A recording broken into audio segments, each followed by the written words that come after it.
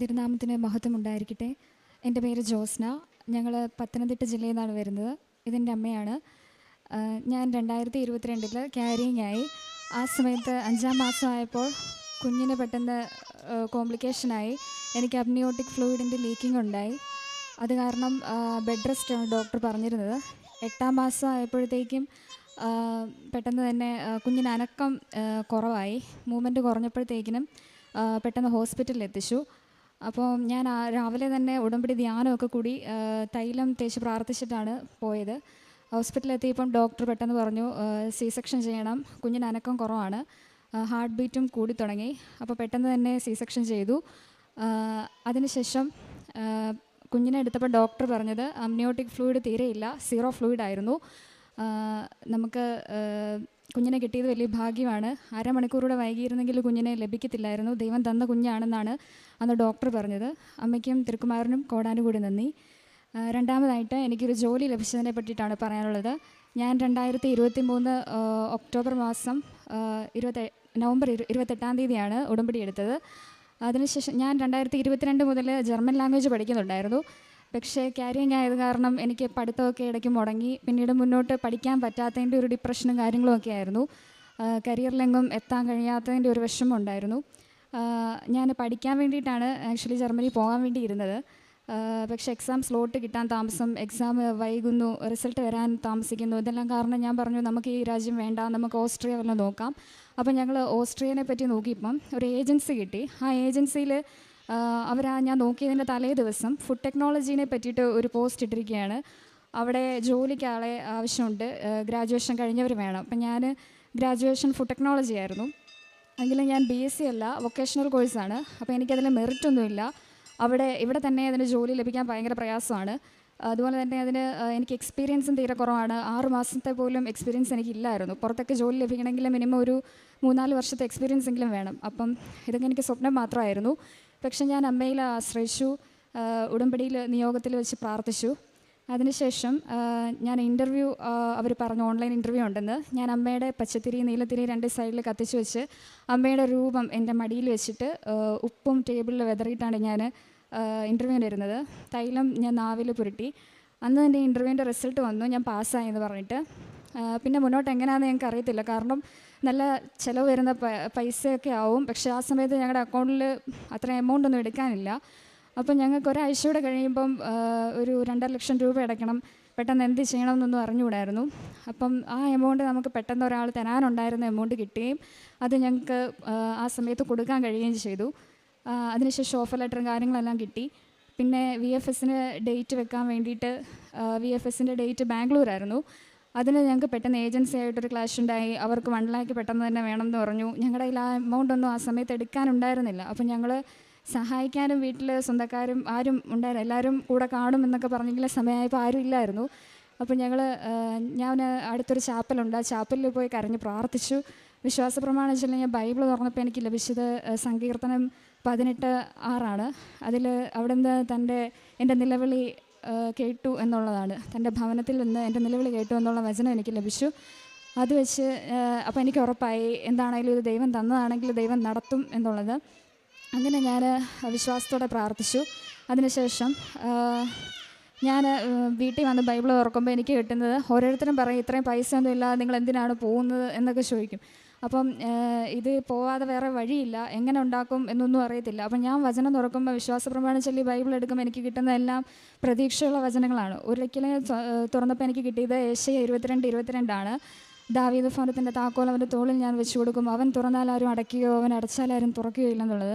ഞാൻ അമ്മയോട് പറഞ്ഞു ഇത് നമ്മൾ ആഗ്രഹിച്ച് കിട്ടിയതല്ല, ദൈവം തന്നതാണെങ്കിൽ നമുക്കിത് എങ്ങനെയെങ്കിലും പോകാൻ പറ്റും.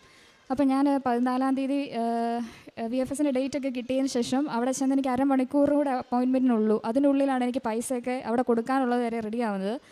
അത് കഴിഞ്ഞിട്ട് ഞാൻ 18-ാം തീയതി VFS കഴിഞ്ഞു. ഒരാഴ്ച കഴിയുമ്പോൾ വിസ വരുമെന്ന് അവർ പറഞ്ഞു. അത് കഴിഞ്ഞിട്ട് ഇനി 7 ലക്ഷം രൂപ ഇനിയും ഉണ്ടാക്കണം. അതെവിടെ നിന്നാണെന്നൊന്നും അറിഞ്ഞുകൂടാ. ഞാൻ 18-ാം തീയതി ഇവിടെ അച്ഛനെ കാണാൻ വേണ്ടി വന്നു. അവിടെ എൻ്റെ ഡോക്യുമെൻറ്റ്സൊക്കെ കാണിച്ചപ്പം അച്ഛനെ കാണാനുള്ള ഭാഗ്യം കിട്ടി. അച്ഛൻ ഇവിടെ വന്ന് സാമ്പത്തിക മേഖലയൊക്കെ ബന്ധിച്ച് പ്രാർത്ഥിച്ചു. പിറ്റേ ദിവസം തന്നെ പൈസ എല്ലാം റെഡിയായി. എനിക്ക് ഒരു ആൾ വഴി അത്ര എമൗണ്ട് ഞങ്ങൾക്ക് കിട്ടിയുണ്ടായി. ഞങ്ങൾ പല വിധത്തിൽ ലോണും കാര്യങ്ങളൊക്കെ നോക്കിയതാണ്, ഒന്നും നടന്നില്ല. എന്നാലും ദൈവം ആ സമയത്ത് ഇടപെട്ടു. ഒരു വ്യക്തി വഴി ഞങ്ങൾക്ക് ആ എമൗണ്ട് മുഴുവൻ കിട്ടുകയും ഞങ്ങൾക്കത് അടയ്ക്കാൻ പറ്റുകയും ചെയ്തു. അതിനുശേഷം വിസ ഞാനിവിടെ അച്ഛനെ കാണാൻ വന്ന ദിവസമാണ് എൻ്റെ വിസ സ്റ്റാമ്പ് ചെയ്തേക്കുന്നത്. എനിക്ക് 18-ാം തീയതി തന്നെ വിസ കിട്ടി. അത് കഴിഞ്ഞിട്ട് ഞാൻ വിസ വന്നു കഴിഞ്ഞ് 1 മാസമായിട്ട് എനിക്ക് ടിക്കറ്റ് എടുക്കാൻ കഴിയുന്നില്ല. അവിടെ ഭയങ്കര തടസ്സമായിരുന്നു. അപ്പം എംപ്ലോയറിൻ്റെ കയ്യിൽ നിന്ന് കൺഫർമേഷൻ വരണം, അതുകൊണ്ടാണ് വരാത്തത്. ഓരോ ദിവസവും പൊയ്ക്കൊണ്ടിരുന്നു. അത് കഴിഞ്ഞ് ഞാൻ കഴിഞ്ഞ വെള്ളിയാഴ്ച ഇവിടെ വന്ന് പ്രാർത്ഥിച്ചതിൻ്റെ ഫലമായിട്ട് ഞാൻ പ്രാർത്ഥിച്ച് തിരിച്ചുപോയി. ബുധനാഴ്ച ഞാൻ ഡെയിലി ബ്രെഡ് പ്രാർത്ഥനയിൽ ലൈവായിട്ട് ഞാൻ പ്രാർത്ഥിച്ചു. ബുധനാഴ്ച ഞാനും അമ്മയും പ്രാർത്ഥിച്ചു. ഞങ്ങൾ 2 സ്ഥലത്തിരുന്നാണ് പ്രാർത്ഥിച്ചത്. ഇന്ന് തന്നെ ഞങ്ങൾക്ക് ടിക്കറ്റ് എടുക്കാൻ കഴിയണമെന്ന് പറഞ്ഞ് പ്രാർത്ഥിച്ചു. അന്ന് വൈകുന്നേരം തന്നെ ഞങ്ങൾക്ക് ടിക്കറ്റ് എടുക്കാൻ കഴിഞ്ഞു. ഇതാണ് എൻ്റെ ടിക്കറ്റ്. എനിക്ക് ഞായറാഴ്ച 10 മണിക്കാണ് ഫ്ലൈറ്റ്. ദൈവം തന്ന എല്ലാ അനുഗ്രഹങ്ങൾക്കും അമ്മയ്ക്കും തിരുക്കുമാരനും കോടാനുകൂടി നന്ദി. എൻ്റെ പേര് സിനി. ഞാൻ പത്തനംതിട്ട ജില്ലയിലെ എരുമേലിയിൽ നിന്ന് വരുന്നു. ഞാനിവിടെ ഉടമ്പടി എടുത്തത് 16/9/2022 ഞാൻ ഉടമ്പടി എടുത്തപ്പോൾ എൻ്റെ പ്രത്യേക നിയോഗങ്ങൾ, എൻ്റെ കാര്യങ്ങളൊന്നും ഞാൻ വെച്ചിരുന്നില്ല. എൻ്റെ രോഗാവസ്ഥയോ വിഷമങ്ങളോ ഒന്നും ഞാൻ ഉടമ്പടിയിൽ നിയോഗമായിട്ട് വെച്ചില്ല. മക്കളുടെ ജോലി, അതുപോലെ തന്നെ മരുമോൻ്റെ ജോലി, അയൽവാസികളുടെ കാര്യം, ഇങ്ങനെ സഹോദരങ്ങളുടെ കാര്യം, ഇതൊക്കെയാണ് ഞാൻ ഉടമ്പടിയിൽ വെച്ചിരുന്നത്. പക്ഷേ മാതാവ് എൻ്റെ കാര്യത്തിൽ വളരെ പെട്ടെന്ന് തന്നെ ഇടപെട്ടു. ഞാൻ ഉടമ്പടി പത്രം ഇവിടുന്ന് കൊണ്ടുപോയി. എനിക്ക് 2 മുട്ടിനും തേയ്മാനമായിരുന്നു, നടക്കാൻ പറ്റുന്നില്ലായിരുന്നു. ഇവിടെ വന്ന് ഞാൻ വളരെ വിഷമിച്ചാണ് മേളിൽ കയറി ഉടമ്പടി എടുത്തത്. അതിനുശേഷം പള്ളിയിൽ പോകാനോ കുർബാനയ്ക്ക് ചെന്നാൽ തന്നെ അവിടെ മുട്ടുകുത്താനോ ഇരിക്കാനോ ഒന്നും എനിക്ക് സാധിക്കുമായിരുന്നില്ല. അപ്പോൾ ഞാൻ ഇവിടെ വന്ന മാതാവിനോട് പറഞ്ഞു, മാതാവേ, എനിക്ക് കുർബാനയിൽ സജീവമായിട്ട് പങ്കെടുക്കണം, ഇരിക്കേണ്ട സമയത്ത് ഇരിക്കാനും മുട്ടുകുത്തേണ്ട സമയത്ത് മുട്ടുകുത്താനുള്ള അനുഗ്രഹം തരണം. അതുപോലെ തന്നെ നടന്ന് പള്ളിയിൽ പോകണം. ആരുടെയും സഹായമില്ലാതെ വണ്ടിയില്ലെങ്കിൽ എനിക്ക് പള്ളിയിൽ പോകാൻ പറ്റാത്ത അവസ്ഥയായിരുന്നു. ഇപ്പോൾ 2 വർഷമായിട്ട് ഈ തേയ്മാനമായിട്ട് ഞാൻ വിഷമിച്ചിരിക്കുമായിരുന്നു. ആ സമയത്ത് ഞാനിങ്ങനെ മാതാവിനോട് ജസ്റ്റ് ഒന്ന് പ്രാർത്ഥിച്ചിട്ട് മാത്രം പോയി. ഞാൻ വീട്ടിൽ ചെന്ന് ഉടമ്പടി പത്രമായിട്ട് പോകാനിങ്ങനെ ഇരിക്കുക. അപ്പം ഞാൻ ഓർത്ത് എങ്ങനെ നടന്നു പോകും, എന്നാൽ മാതാവ് ഇടപെടുമല്ലോ എന്നുള്ള കാര്യത്തിൽ കാശുരോ കൈപിടിച്ച് പ്രാർത്ഥിച്ച് ഞാൻ വിശ്വാസപ്രമാണം ചൊല്ലി ഞാൻ ഉടമ്പടി പത്രമായിട്ട് പോയി. ഞങ്ങളുടെ പ്രദേശം മുഴുവൻ കുന്നും മലയൊക്കെയാണ്. അപ്പം ഞാൻ അവിടുന്ന് ഈ പത്രമായിട്ട് എല്ലാ വീടുകളിലും കയറി ഇറങ്ങി മാതാവിനെക്കുറിച്ച് പറഞ്ഞ് കൃപാസനത്തെക്കുറിച്ചും പറഞ്ഞ് ഉടമ്പടി പത്രം കൊടുത്തു. ഉടമ്പടി പത്രം കൊടുത്ത് വീട്ടിൽ വന്നപ്പോൾ എനിക്ക് മുട്ടിന് യാതൊരു കുഴപ്പമില്ല. ഞാൻ ഇന്ന് വരെ എനിക്ക് കാലിന് മുട്ടിന് തേയ്മാനം സംബന്ധിച്ച് ഒരു വേദനയും ഇല്ല. ഞാൻ നടന്ന് പള്ളിയിൽ പോകുന്നു. കുർബാനയിൽ ഇരിക്കേണ്ട സമയത്ത് ഇരിക്കാനും മുട്ടുകുത്തേണ്ട സമയത്ത് മുട്ടുകുത്താനും നിൽക്കാനും എനിക്ക് മാതാവ് കൃപ തന്നു. അതിന് ഈശോയ്ക്കും പരിശുദ്ധ അമ്മയ്ക്കും 1000 നന്ദി പറയുന്നു. അതുപോലെ തന്നെ എൻ്റെ കഷ്ടത്തിൽ ഒരു മുഴയുണ്ടായിരുന്നു. ഒരു 6 മാസമായിട്ടുള്ള മുഴയായിരുന്നു. ഞാൻ ഇവിടുന്ന് ഉടമ്പടി എടുത്ത് വീട്ടിൽ ചെന്നപ്പോൾ ഉടമ്പടി ധ്യാനം കൂടുന്ന സമയത്ത് അച്ഛൻ പറഞ്ഞു, നിങ്ങൾക്ക് രോഗമുള്ള സ്ഥലത്ത് കൈകൾ വെച്ച് വിശ്വാസപ്രമാണം ചൊല്ലി പ്രാർത്ഥിക്കണമെന്ന് പറഞ്ഞു. അപ്പം ഞാനിങ്ങനെ എൻ്റെ കഷ്ടത്തിലെ മുഴയിൽ കൈകൾ വെച്ചിട്ട് വിശ്വാസപ്രമാണം അതിൻ്റെ അർത്ഥം മനസ്സിലാക്കി നന്നായിട്ട് ചൊല്ലി. അപ്പോൾ അന്ന് വൈകുന്നേരം ആയപ്പോഴും ഞാൻ മുഴ പകുതിയായി ചൊങ്ങിപ്പോയി. പിറ്റേ ദിവസം അതുപോലെ പഴയ ഒരു ഉടമ്പടി ധ്യാനം ഞാൻ എടുത്ത് കൂടി. ആ ഉടമ്പടി ധ്യാനത്തിൽ അച്ഛൻ ഇങ്ങനെ പറയുന്നുണ്ടായിരുന്നു വിശ്വാസപ്രമാണം ചെല്ലുന്നതിനെക്കുറിച്ച്. ഞാൻ അതുപോലെ തന്നെ വിശ്വാസപ്രമാണം ആ മുഴയുള്ള ഭാഗത്ത് കൈവച്ച് ചെല്ലി. അന്ന് വൈകിട്ട് തന്നെ ആ മുഴ അപ്രത്യക്ഷമായി. ഇതുവരെ യാതൊരു കുഴപ്പവും എനിക്കുണ്ടായിട്ടില്ല. അതുപോലെ 3ാമതായിട്ട് ഞാൻ വീട്ടിൽ കാട് പറിച്ചുകൊണ്ടിരിക്കുകയായിരുന്നു. അപ്പം വീട്ടിൽ ഹസ്ബൻഡ് അമ്മയുണ്ടായിരുന്നു. അവരെല്ലാം കിടന്ന് ഉറക്കമായിരുന്നു.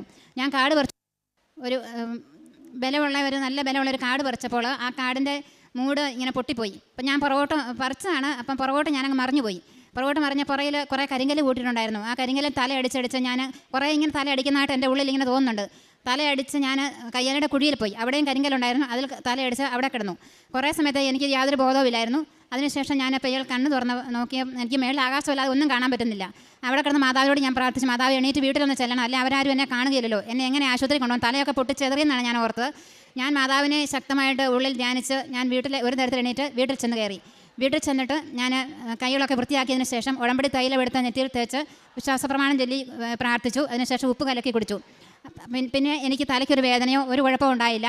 അതിനുശേഷം 2 ദിവസം കഴിഞ്ഞപ്പോൾ വീണ്ടും തലയ്ക്ക് വേദന വന്നപ്പോൾ ഞാൻ ഹോസ്പിറ്റലിൽ പോയി ഡോക്ടറെ കാണിച്ചു. ഡോക്ടറെ സ്കാൻ ചെയ്തപ്പോൾ ഞാൻ വിശ്വാസപ്രമാണം ചൊല്ലി ഉടമ്പടി തൈലം തലയിൽ തേക്കുകയും ഉടമ്പടി കാശുരവും തലയിൽ വെച്ച് പ്രാർത്ഥിക്കുകയും ചെയ്തു. അപ്പോൾ എന്നിട്ട് ഞാൻ മാതാവിനോട് പറഞ്ഞു, അമ്മ ഞാൻ ഇവിടെ വന്ന് സാക്ഷ്യപ്പെടുത്തിക്കൊള്ളാം, എനിക്ക് തലയ്ക്ക് ഒരു കുഴപ്പവും വരുത്തരുതേ എന്ന്. സ്കാനിങ് റിപ്പോർട്ട് പൂർണ്ണമായിട്ട് നെഗറ്റീവായിരുന്നു. എനിക്ക് യാതൊരു കുഴപ്പമില്ല. ഇന്ന് വരെ ആ തലവേദന അതിനുശേഷം ഉണ്ടായിട്ടേ ഇല്ല. ഇതുപോലെ ഉടമ്പടി തൈലോ ഉടമ്പടി വസ്തുക്കൾ ഉപയോഗിച്ച് എനിക്ക് ഒത്തിരി അനുഗ്രഹങ്ങൾ ഞങ്ങളുടെ വീട്ടിൽ അമ്മ പരിശുദ്ധ അമ്മ തന്നിട്ടുണ്ട്. എല്ലാ അനുഗ്രഹത്തിനും ഈശോയ്ക്കും പരിശുദ്ധ അമ്മയ്ക്കും കോടാനുകോടി നന്ദി പറയുന്നു. അതുപോലെ കാരുണ്യ പ്രവർത്തികൾ ഞാൻ ഉടമ്പടി പത്രം ബസ് സ്റ്റാൻഡിൽ, അതുപോലെ തിരുവനന്തപുരം മെഡിക്കൽ കോളേജിൽ കൊണ്ട് കൊടുക്കുമായിരുന്നു. അതുപോലെ വീടുകളിൽ കയറി ഇറങ്ങി കൊണ്ട് നടന്ന് കൊടുക്കുമ്പോൾ ഗവൺമെൻറ് ഹോസ്പിറ്റലുകളിൽ കൊടുക്കുന്നിടത്തൊക്കെ ഞാൻ എല്ലാവരോടും പരിശുദ്ധ അമ്മയെക്കുറിച്ചും കൃപാസനത്തെക്കുറിച്ചും പറയും. നിങ്ങൾ പോകണം, ഉടമ്പടി എടുക്കണമെന്ന് അവരോട് പറയും. അപ്പോൾ ചിലരൊക്കെ വഴിയൊക്കെ ചോദിക്കും, അതൊക്കെ ഞാൻ പറഞ്ഞു കൊടുക്കും. അപ്പോൾ അങ്ങനെ ഞാൻ പറഞ്ഞിട്ട് കുറേ പേര് ഇവിടെ വന്ന് ഉടമ്പടി എടുത്തിട്ടുണ്ട്. അതുപോലെ തന്നെ രോഗാവസ്ഥയിലൊക്കെ ആയിരിക്കുന്നവരെ കാണുമ്പോൾ ഞാൻ അവർക്ക് വേണ്ടി വീട്ടിൽ വന്നിട്ട് അവർക്ക് പ്രത്യേകം പ്രാർത്ഥനാ സമയത്ത് പ്രാർത്ഥിക്കാറുണ്ട്. അതുപോലെ കാരുണ്യ പ്രവൃത്തികൾ പൊതിച്ചോറുണ്ടാക്കി ഭിക്ഷക്കാർക്ക് കൊണ്ട് കൊടുക്കും. മെഡിക്കൽ കോളേജിൻ്റെ പരിസര പ്രദേശങ്ങളിലും അതുപോലെ തന്നെ കാഞ്ഞിരപ്പള്ളി അക്കരപ്പള്ളിയുടെ സമയത്ത് കുറേ ഭിക്ഷക്കാർ ഇരിപ്പുണ്ട്, അവർക്കൊക്കെ കൊണ്ടുവന്ന് ചോറ് കൊടുക്കും. അതുപോലെ അനാഥ മന്ദിരത്തിൽ പോയി അവിടെയുള്ള അമ്മച്ചിമാരെ കുളിപ്പിക്കാനായിട്ട് പോകും. ഇങ്ങനെയുള്ള കാരുണ്യപ്രവൃത്തികളാണ് ഞാൻ ചെയ്തുകൊണ്ടിരിക്കുന്നത്. സങ്കീർത്തനം 37:4-5 തിരുവചനങ്ങൾ അരുളി ചെയ്യുന്നു: കർത്താവിൽ ആനന്ദിക്കുക, അവിടുന്ന് നിൻ്റെ ആഗ്രഹങ്ങൾ സാധിച്ചു തരും. നിൻ്റെ ജീവിതം കർത്താവിനെ ഫരമേൽപ്പിക്കുക, അവിടുന്ന് വിശ്വാസം അർപ്പിക്കുക, അവിടുന്ന് നോക്കിക്കൊള്ളും. ഇവിടെ 2 കുടുംബങ്ങളാണ് സാക്ഷ്യം പറയുക. ജോസ്ന ജോർജും സിനി ജോർജും അമ്മയും മകളുമാണ്. ജോസ്ന ആ മകളുടെ കുഞ്ഞിനെ ലഭിച്ച കാര്യവും, അതായത് കുഞ്ഞിന് ഫ്ലൂയിഡ് ഇല്ലാതെ കിടന്ന അവസ്ഥയിൽ ഒരു അല്പമെങ്കിലും വൈകിയിരുന്നെങ്കിൽ ആ കുഞ്ഞിനെ ലഭിക്കില്ലായിരുന്നു എന്നാണ് ഡോക്ടേഴ്സ് അഭിപ്രായപ്പെട്ടത്. അപ്പോൾ ആ കുഞ്ഞിനെ തനിക്ക് പൂർണ്ണ ആരോഗ്യത്തോടെ ലഭിക്കുന്നതിന് ഇടയായി. അതുപോലെ തൻ്റെ ജോലിയുടെ കാര്യങ്ങൾ, അതിനൊക്കെ എത്രമാത്രം ജോലിയോടനുബന്ധിച്ചിട്ടുള്ള എക്സാമോ ഇൻ്റർവ്യൂ, അതുപോലെ പിന്നീട് തൻ്റെ ലോൺ സാമ്പത്തികമായിട്ട് തങ്ങൾക്കുണ്ടായിരുന്ന പലതരത്തിലുള്ള തടസ്സങ്ങൾ, ഇതൊക്കെ എങ്ങനെയാണ് ഉടമ്പടിയിലൂടെ പരിശുദ്ധ അമ്മയുടെ മധ്യസ്ഥതയിലൂടെ തനിക്ക് ലഭിച്ചത്. താൻ എന്നാണ് ഇനി വിദേശത്തേക്ക് പോകുന്നതെന്നും ടിക്കറ്റുമൊക്കെ ആയിട്ടാണ് ഈ മകൾ വന്നിരിക്കുക. വീണ്ടും തനിക്ക് കിട്ടിയ രോഗസൗഖ്യങ്ങളും അപകടത്തിൽ നിന്നൊക്കെ സംരക്ഷണവുമൊക്കെയായി അമ്മയും ഇവിടെ സാക്ഷ്യം പറഞ്ഞു. കാരുണ്യ പ്രവർത്തനങ്ങൾ, പ്രേക്ഷിത പ്രവർത്തനം, അതുപോലെ ഈശോയിലുള്ള അടിയുറച്ച ദൈവാശ്രയബോധം, ഇതൊക്കെയാണ് ഇന്ന് ഈ കുടുംബത്തെ ഇവിടെ കൊണ്ടുവന്ന് നിർത്തി സാക്ഷികളാക്കുന്നത്. അതുകൊണ്ടാണ് കർത്താവിൽ ആശ്രയിക്കുക, അവിടുന്ന് നിൻ്റെ ആഗ്രഹങ്ങൾ സാധിച്ചു തരും, അവിടുന്ന് നിന്നെ നോക്കിക്കൊള്ളും എന്ന് തിരുവചനം പറയുന്നത്. ഇന്ന് നമുക്ക് ഉടമ്പടിയിലൂടെ ദൈവം നമ്മുടെ കുടുംബത്തെയും നമ്മെയും സംരക്ഷിക്കുന്നതിൻ്റെയും പരിശുദ്ധ അമ്മ ഒരു ദൂതയായിട്ട്, ഒരു സംരക്ഷകയായിട്ട് നിന്നുകൊണ്ട് നമുക്ക് വേണ്ടിയിട്ട് ഓരോ കാര്യങ്ങളും ഈശോ ആഗ്രഹിക്കുന്ന രീതിയിൽ അമ്മ എങ്ങനെയാണ് നമ്മുടെ ജീവിതത്തിൽ ഇടപെടുന്നത്, അതിനെങ്ങനെയാണ് വ്യക്തികളെ ഒരുക്കുന്നത്, കുടുംബത്തെ സംരക്ഷിക്കുന്നത്, ഇതൊക്കെ നമുക്ക് സാക്ഷ്യങ്ങളിൽ നിന്ന് വളരെ വ്യക്തമാണ്. കരങ്ങളടിച്ച് നമുക്ക് ഈശോയ്ക്കും അമ്മയ്ക്കും നന്ദി പറയാം.